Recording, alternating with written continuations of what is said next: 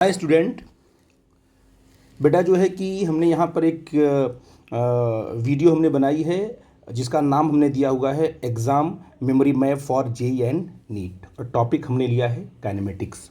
ये वीडियो उन बच्चों के लिए है जो बच्चे जो है जेई और नीट के लिए प्रिपरेशन कर रहे हैं, ठीक है। और इस वीडियो का पर्पज़ ये है कि लिमिटेड कॉन्सेप्ट के साथ जो भी कंटेंट काइनेमेटिक्स जो टॉपिक है जिसमें हमने 1D डिस्कस करने वाले हम हैं, तो काइनेमेटिक्स में जो जो टॉपिक्स क्या है इम्पॉर्टेंट हैं जिससे क्वेश्चन पूछे गए हैं लास्ट 12-13 सालों में, उन सारे कॉन्सेप्ट को हम लोग इकट्ठा करेंगे और उस पर फोकस करेंगे और डिस्कस करेंगे उसका जो की पॉइंट क्या क्या है, ठीक है ना। तो बड़े ही ध्यान से इस वीडियो को देखना, बहुत ज़्यादा आपको हेल्प करने वाली है ये वीडियो आपकी प्रिपरेशन के लिए, ठीक है ना। तो लिमिटेड कॉन्सेप्ट होगा, लिमिटेड फार्मूला होगा और जो ज़रूरी है वही मैं पॉइंट आउट करने वाला हूँ, ठीक है ना। और बहुत ही इंपॉर्टेंट टॉपिक है काइनेमेटिक्स में, जेई से नीट से। जेई में नीट में बार बार क्या है यहाँ से क्वेश्चन पूछे गए हैं और क्वेश्चन बड़े ही इजी होते हैं, बट आपको ये देखना होगा कि कहीं आपने अगर कन्फ्यूजन क्रिएट हुआ आपको तो क्वेश्चन आपके हाथ से निकल सकता है। इसलिए हम जो कॉन्सेप्ट बना रहे हैं उसको आप लोग क्या है बड़े ही केयरफुली उसको देखिए, समझिए, जिससे कि आने वाली जो प्रॉब्लम को ईजिली आप उसको तोड़ सको। और मुझे लगता है कि अगर आपने अच्छे ढंग से इसको देखा समझा तो मैक्सिमम क्वेश्चन आप तोड़ दोगे जेई और नीट में जो क्वेश्चन पूछे जाएंगे। तो सबसे पहला कॉन्सेप्ट हमारा क्या आया था, काइनेमेटिक्स। काइनेमेटिक्स में हम लोग सबसे पहले टॉपिक हमने क्या लिया, मोशन इन वन डायमेंशन। अच्छा, मोशन इन वन डायमेंशन में दो टाइप्स के क्वेश्चंस बार बार रिपीट किए गए हैं। पहला आपका है डायरेक्ट क्वेश्चन, ठीक है ना।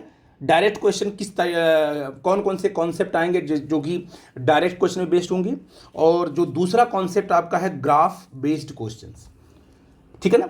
तो ग्राफिकल जो कॉन्सेप्ट है उसको हमें डिस्कस करना पड़ेगा जहां से क्वेश्चन निकल के काइनेमेटिक्स में पूछे गए हैं, ठीक है ना। तो इन दो चीज़ों के बारे में डिस्कस करेंगे, फार्मूला देखेंगे। आई थिंक मेरी बात को आप समझ गए जो मैं आपसे कहना चाहता हूं। तो सबसे पहले देखते हैं कि डायरेक्ट क्वेश्चन क्या है और कौन कौन से टॉपिक हैं जहां से क्या है डायरेक्ट क्वेश्चन निकलते हैं और क्या उनको हमें सॉल्व करना होता है, कैसे सॉल्व करेंगे, 1 बाय 1 डिस्कस करने वाले हैं।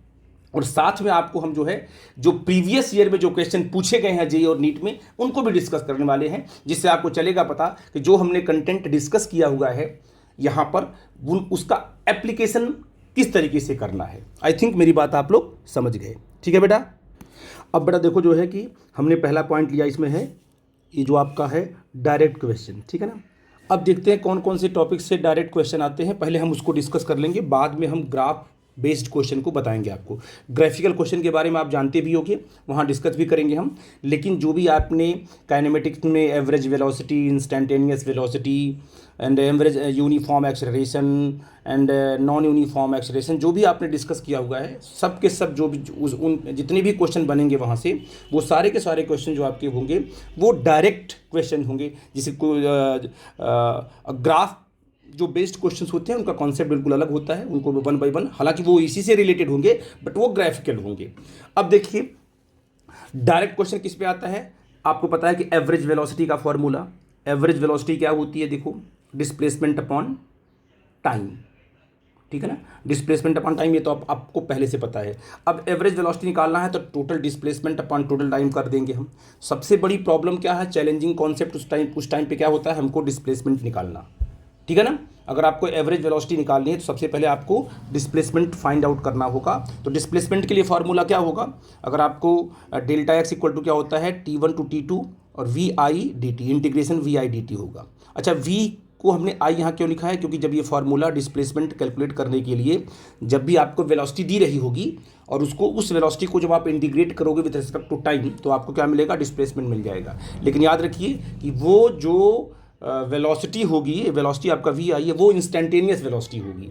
तो जब इंस्टेंटेनियस वेलोसिटी को जब हम और किसे बोलेंगे इंस्टेंटेनियस वेलोसिटी, जो टाइम पर डिपेंड करे, तो जो आपकी इंस्टेंटेनियस वेलोसिटी है उसको हम टाइम रेस्पेक्ट में जब इंटीग्रेट करेंगे तो आपको डिस्प्लेसमेंट मिल जाएगा। ये तरीका है डिस्प्लेसमेंट कैलकुलेट करने का।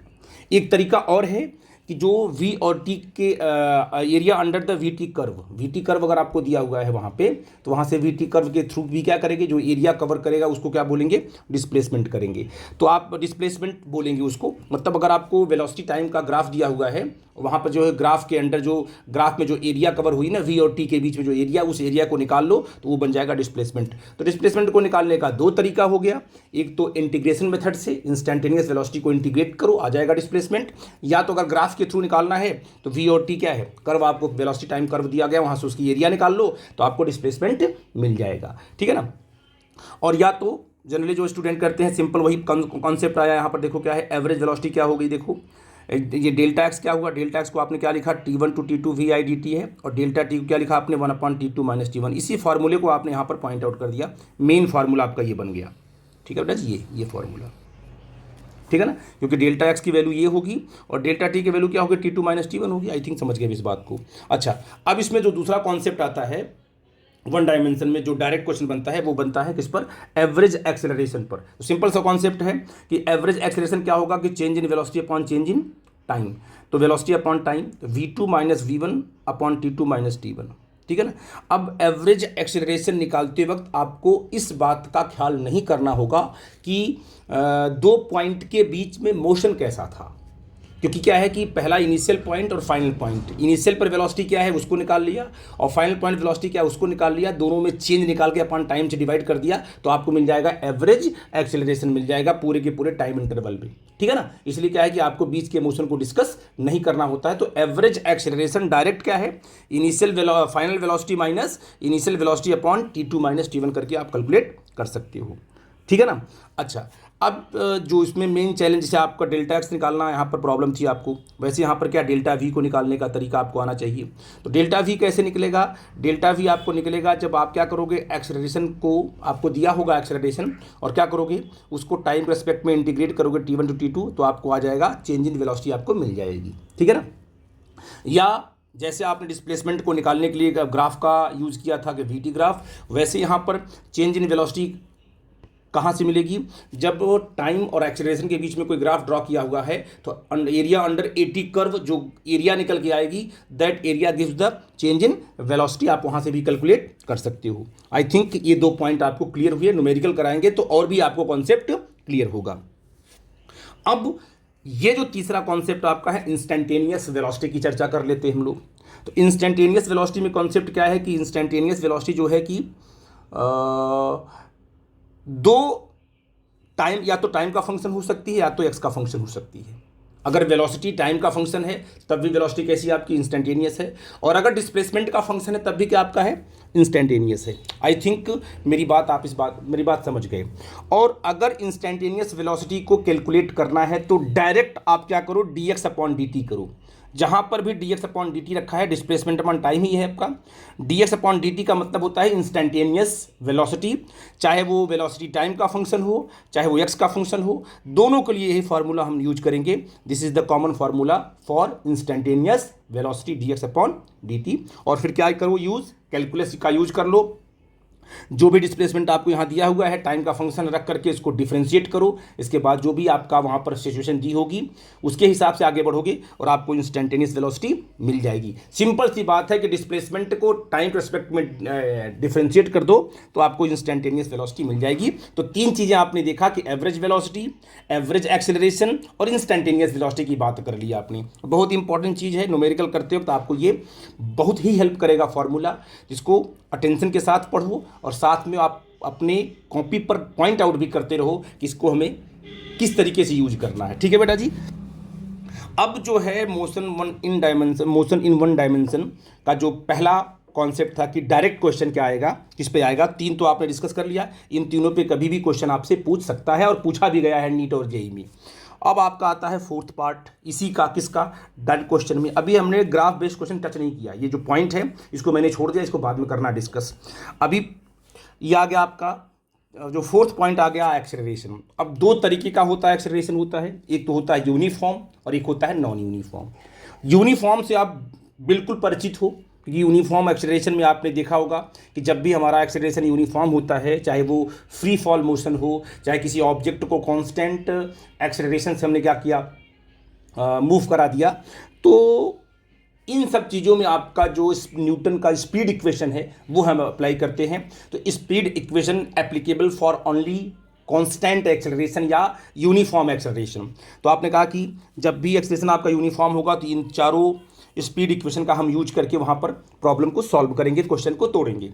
आपने v equal to u plus a t है, s equal to u t plus half a t का स्क्वायर है, v square is equal to u square plus 2as है, और एस एनथ का मतलब कि nth सेकेंड में, n सेकेंड में नहीं, nth सेकेंड में क्या डिस्प्लेसमेंट बनेगा, तो u plus A by two 2n-1 formula आपने इसको डिराइव भी किया होगा डिस्कस अच्छे तरीके से, और प्रॉब्लम भी कराएंगे तो इसको हम अप्लाई भी करेंगे। आई थिंक ये कॉन्सेप्ट आपको क्लियर हुआ होगा।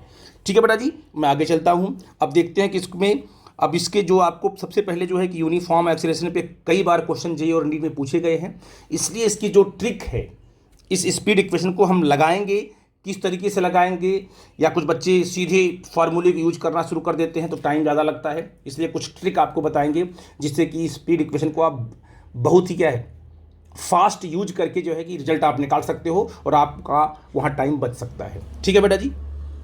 अब बेटा देखो, हम आपको बताने वाले हैं shortcut tricks for cases of uniform acceleration, जो कि बोलते हो ना आप लोग, ये शॉर्ट ट्रिक बताइए या शॉर्ट ट्रिक क्या होता है, किस तरीके से हम किसी भी प्रॉब्लम पे शॉर्ट ट्रिक लगा करके उसको सॉल्व कर सकते हैं। तो वो आपको मैं समझा रहा हूँ कि जो आपके पास ये स्पीड इक्वेशंस हैं, है ना, इनमें शॉर्ट ट्रिक कैसे लगाओगे। अगर मान लो सपोज किया कि इफ़ इनिशियल और final velocity of the particle is zero, जो पार्टिकल मूव कर रहा है उसकी इनिशियल वेलोसिटी या तो क्या है फाइनल वेलोसिटी, दोनों में से कोई एक वेलोसिटी अगर जीरो है तो हम डायरेक्ट इस क्वेश्चन को कैसे लगाएंगे। ऐसा जरूरी नहीं कि इनिशियल और फाइनल हमेशा जीरो ही हो, ऐसा नहीं होता है कि फाइनल, ये मैं केस ले रहा हूँ कि सपोज कर लिया कि भाई मान लो इनिशियल वेलोसिटी जीरो है तब क्या होगा फार्मूला, या मान लो अगर फाइनल वेलोसिटी जीरो है तब क्या होगा फार्मूला, डायरेक्ट हम कैसे लगाएंगे। ठीक है ना, तो आप यहाँ लिख सकते हो कि modified form of speed equation. ठीक है ना, जैसे आपने कहा कि मान लो आपका जो है कि u जीरो है, पहले आपने क्या है, या तो u जीरो है तो v जीरो हो ना, तो अगर आपका मान लो यहाँ पर क्या है, आपने कहा कि u क्या हमारा अगर इनिशियल वेलोसिटी अगर हमारी जीरो है, तो आप बताइए what is the formula for final velocity. यहाँ से देखो, यहाँ हो जाएगा v is equal to direct क्या लिखोगे ए टी, डायरेक्ट लिखा आपने ए टी। ठीक है ना, पहला बन गया आपका। दूसरा में अगर मान लो क्या है, अगर u जीरो आपने लिखा तो आप क्या बोलोगे सर, कहोगे सर यहाँ पर सीधे लिखेंगे डिस्प्लेसमेंट जो निकालोगे 1/2 ए टी स्क्वायर, ये। ठीक है ना। थर्ड फार्मूला क्या बनेगा कि अगर जो आपको वेलोसिटी v निकालना है और आपको डिस्प्लेसमेंट दिया हुआ है, अंडर रूट क्या करोगे 2as कर दोगे, क्योंकि यहाँ पर अगर u जीरो आपका इनिशियल वेलोसिटी अगर जीरो है तो v इक्वल टू √2as हो जाएगा। ठीक है ना, या तो ये भी आपका देखो ऐसे भी आपने वेलोसिटी निकाल लिया, और अगर आपको डिस्प्लेसमेंट निकालना है s, ठीक है ना, तो what is the value of s की वैल्यू एक और बनेगी, क्योंकि आप जो है इसको इससे भी निकाल सकते हो वैल्यू ऑफ s, तो क्या बन जाएगा देखो आपका ये s is equal to V square upon 2a। ठीक है ना, इसका ये मतलब हुआ कि इस तरीके से आप जो है कि अगर u जीरो है तो फाइनल वेलोसिटी क्या होगी, डिस्प्लेसमेंट क्या होगा, उसके दो तरीके निकालने के वो निकाल सकते हो आप लोग। इस तरीके से हम लोग ये फार्मूला यूज करेंगे अगर आपको वैल्यू दी गई है तो। ठीक है बेटा जी। अब देखिए, अगर आपसे मान लो पूछता है, अगर मान लो आपकी जो final velocity v equal to zero है, तो आप यहाँ कह सकते हो v इक्वल टू जीरो है तो यहाँ से u कितना आएगा, u इज इक्वल टू आएगा, u is equal to simple आ जाएगा ए टी, जैसे यहाँ पर आया हुआ है कि नहीं है। और अगर यहाँ पर s जीरो है, अगर मान लो यहाँ पर आपका v जीरो है ना, तो v जीरो है तो आपको तो इसका यूज़ करना ही नहीं होगा। ठीक है बेटा जी, अगर v जीरो है आपका है तो आप बताइए, यहाँ से देखो अगर v जीरो तो क्या हो जाएगा, यहाँ पर देखो तो कह सकते हो u is equal to √2as, ये हो जाएगा। देखो ऐसा भी कर सकते हैं इसमें लगा करके। ठीक है बेटा जी, तो आई थिंक इस बात को समझ गए। और s निकालना अगर आपको है तो s इक्वल टू क्या जाएगा हमारा, u स्क्वायर अपॉन 2 ये हो जाएगा। क्यों, क्योंकि अगर आपने यहाँ पर देखो इस वाले में अगर फार्मूला आपने v जीरो कर दिया है ना, अगर आपने v जीरो कर दिया और आपको s निकालना है तो u स्क्वायर, माइनस साइन को आपको देखना ही नहीं, क्योंकि माइनस साइन तो डिपेंड करेगा सिचुएशन पर। तो ये जो वैल्यू आपको दिख रही है उस तरीके से आप कैलकुलेट कर सकते हो। कभी कभी पूछता है टाइम के बारे में, ठीक है ना, तो टाइम के बारे में सीधे लगाओगे फार्मूला क्या है। अगर मान लीजिए u जीरो आपका है तो टाइम यहाँ से क्या निकल के आएगा बताओ, t इक्वल टू क्या आएगा, t is equal to what, देखो 2s upon A into root, एक डायरेक्ट कर लोगे ऐसे, ठीक है ना। तो इस तरीके से फॉर्मूला आप यूज करोगे जब u 0 हो और v 0 हो, तो आप ट्रिक के साथ चलोगे और डायरेक्ट फॉर्मेट रखोगे। ये पूरा का पूरा ना रख करके, अगर ये कॉन्सेप्ट आपको क्लियर होगा तो आप डायरेक्ट रखोगे फार्मूले में और आपका वो कॉन्सेप्ट निकल के आ जाएगा। तो आई थिंक इस बात को आप समझ गए, ठीक है बेटा। अब बेटा इसमें देखो लास्ट टॉपिक क्या है, इंस्टेंटेनियस एक्सेलरेशन, ठीक है ना। जब भी आपको इंस्टेंटेनियस एक्सेलरेशन का कैलकुलेशन करना हो तो ये जो एक्सेलरेशन या तो टाइम का फंक्शन होगा, या तो एक्स का फंक्शन होगा, या तो वी का फंक्शन होगा, ठीक है ना। और इंस्टेंटेनियस एक्सेलरेशन को कैलकुलेट करने के लिए दो ही फार्मूले हैं, एक आपका डी अपॉन डी टी है ना, मतलब वेलोसिटी को टाइम रेस्पेक्ट में डिफरेंशिएट कर दो तो सीधे निकल जाएगा आपका इंस्टेंटेनियस एक्सेलरेशन निकल जाएगा। और इस फार्मूले का हम तब यूज करते हैं जब वेलोसिटी जो है टाइम का फंक्शन हो, है ना। इस केस में अगर आपका एक्सेलरेशन किसका फंक्शन हो, टाइम का फंक्शन हो, तो हम क्या करेंगे, डी अपॉन डी टी कर देंगे तो हमें मिल जाएगा आपका इंस्टेंटेनियस एक्सेलरेशन मिल जाएगा, ठीक है ना। जब एक्सेलरेशन आपका एक्स का फंक्शन होता है तो हम इस फॉर्मूले का यूज करते हैं, डी वी अपॉन ये डी एक्स होता है, सॉरी ये क्या होता है आपका डी एक्स होता है, V D we upon D X का यूज करते हैं। और अगर आपका एक्सेलरेशन इंस्टेंटेनियस एक्सेलरेशन अगर आप वेलोसिटी का फंक्शन है तो वो डिपेंड करेगा सिचुएशन पर कैसे हमें यूज करना है। तो बस दो ही फार्मूले आपके पास हैं, कौन सा, d we upon D t और d we upon D x. इनकी हेल्प से हम क्या करेंगे, इंस्टेंटेनियस एक्सेलरेशन कैलकुलेट कर सकते हैं, ठीक है बेटा जी। ये तो सारे कॉन्सेप्ट हो गए कि डायरेक्ट क्वेश्चन जो आते हैं वो इस पर बेस्ड होते हैं, ठीक है ना। अब हम आपको ग्राफ बेस्ड क्वेश्चन कैसे बनते हैं उसको बताते हैं, फिर प्रॉब्लम प्रैक्टिस करेंगे, ठीक है बेटा। अब बेटा जो है कि जो दूसरा पॉइंट इसका था ग्राफ बेस्ड क्वेश्चंस, आपने डायरेक्ट क्वेश्चन देख लिया। अब ग्राफ बेस्ड क्वेश्चन जो हमें ग्राफिकल जो एनालिसिस करनी है, जो ग्राफ को हमें ब्रेक करना है और ग्राफ पे जो क्वेश्चन बनेंगे उनको सॉल्व करने के लिए दो बहुत ही इंपॉर्टेंट चीज़ें हैं। एक आपका है कि स्लोप ऑफ द कर्व और area under the curve. Graph का स्लोप और उसका जो एरिया अंडर द कर्व, ये दो चीज़ें ही ऐसी हैं जिसपे से क्वेश्चन पूछे गए हैं, ठीक है ना। यहीं से इसी के इर्द गिर्द क्वेश्चन आपसे पूछा जाएगा कि स्लोप की जानकारी आपको होनी चाहिए कि ग्राफ के किसी भी पॉइंट का स्लोप क्या है, कैसे कैलकुलेट करेंगे, और किसी भी ग्राफ का हम एरिया हम कैसे निकाल सकते हैं, इसी पर क्वेश्चन आएगा। मैं आपको एग्जांपल देके बताता हूं बेटा जी। मान लो कि आपके पास ये एक्स एक्सिस है और ये आपके पास एक वाई एक्सिस है, ठीक है ना। ये आपके पास सिंपल वाई एक्सिस है, इसमें हमने कोई ग्राफ अगर मान लो ऐसे ड्रॉ किया, ये हमने कोई ग्राफ ऐसे हमने ड्रॉ किया ऐसे, है ना, एक्स वाई के बीच में। तो अगर मैं आपसे पूछूं कि बताओ इस ग्राफ के किसी पॉइंट का स्लोप क्या होगा, मतलब अगर मान लो इस पॉइंट का स्लोप क्या होगा, इस पॉइंट का स्लोप क्या होगा, है ना। तो स्लोप के लिए फॉर्मूला क्या होगा आपका, सीधे डायरेक्ट होगा D Y by D X. क्या होगा, D Y by D X. आपको ये देखना है कि किसके बीच में ग्राफ ड्रॉ किया गया है। यहाँ पर एक्स और वाई के बीच में ग्राफ ड्रॉ किया है तो variation of Y with respect to X is known as slope, इसको स्लोप बोलेंगे, ठीक है बेटा जी। अब ग्राफ अलग अलग क्वांटिटी के बीच में हम ड्रॉ करके वहाँ पर स्लोप की वैल्यू फाइंड आउट कर सकते हैं, ठीक है ना। और चेक करते हैं कि कितने टाइप्स ऑफ ग्राफ आपके काइनेमेटिक्स में हैं, उनको हम डिस्कस कर लेते हैं, फिर वन बाय वन वहाँ पर उसको एक्सप्लेन कर देंगे, ठीक है बेटा। अब देखो बेटा जी, हमने यहाँ पर टाइप्स ऑफ ग्राफ के बारे में डिस्कस किया हुआ है।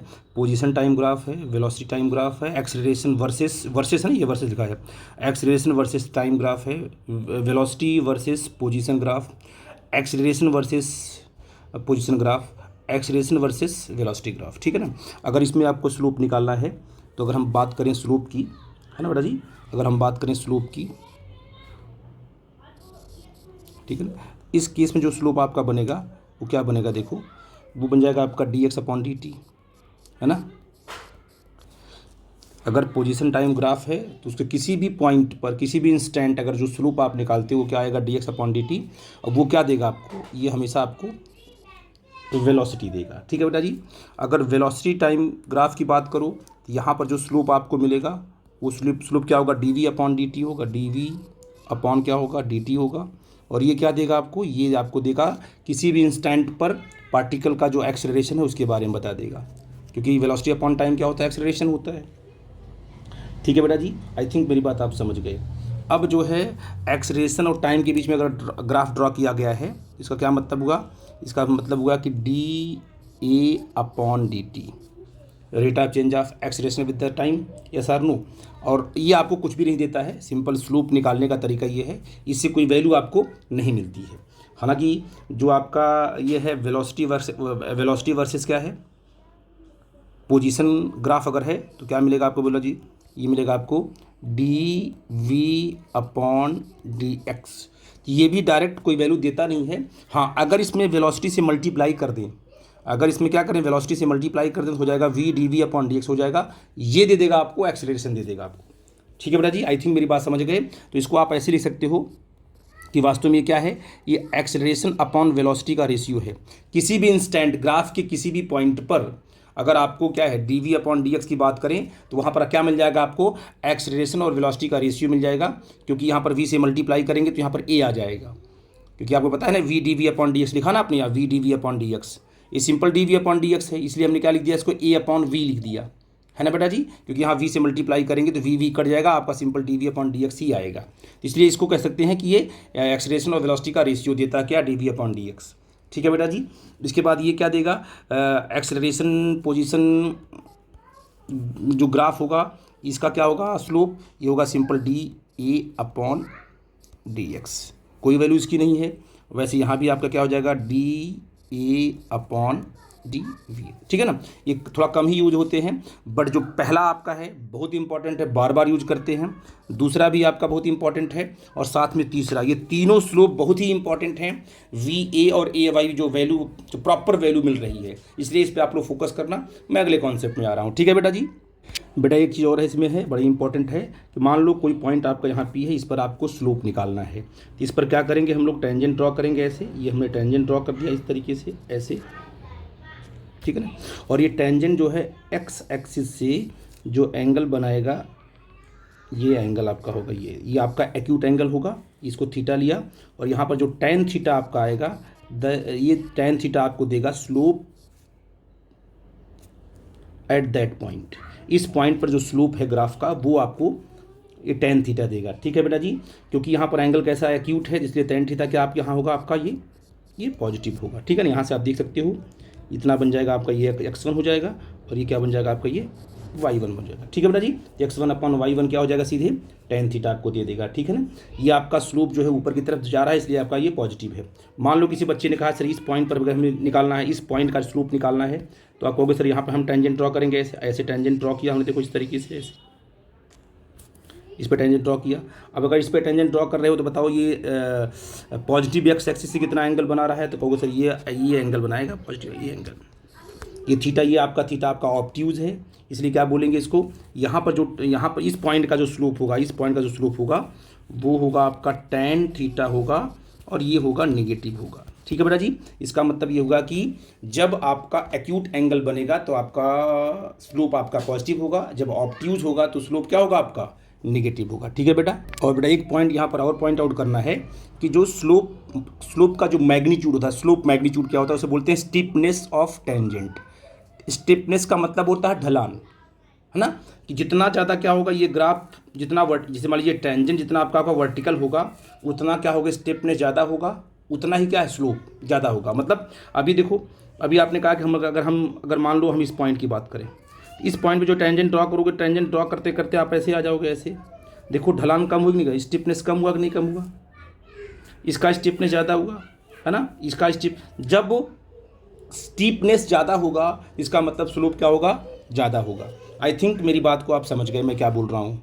और बेटा यहाँ पर जो लास्ट अब इसका 1D का है वो एरिया अंडर द कर्व, जो मैंने पॉइंट आउट, यहाँ स्लोप तो मैंने डिस्कस कर दिया। एरिया अंडर द कर्व क्या होता है, जो आप क्या जानते हो, एक्स और वाई के बीच में अगर कोई ग्राफ ड्रॉ किया गया है, एरिया अंडर कर्व क्या होगा, Y D x, x1 to x2, उसकी लिमिट रख करके y को dx रिस्पेक्ट में इंटीग्रेट कर देंगे तो आपको क्या है, एरिया अंडर द कर्व मिल जाएगा। ठीक है ना, इस पे प्रॉब्लम प्रैक्टिस करेंगे तो ये और भी आपको समझ में आएगा। आई थिंक ये जो मेमोरी मैप है ये आपको क्रिस्टल क्लियर हुआ होगा, और एक लिमिटेड कॉन्सेप्ट को मैंने इस तरीके से बनाया था कि आपको जो है कि कम टाइम पर जो है आपको मैक्सिमम चीज़ें मिल सके। आई थिंक ये कॉन्सेप्ट आपको क्लियर होगा। ठीक है बेटा जी, ओके, थैंक यू।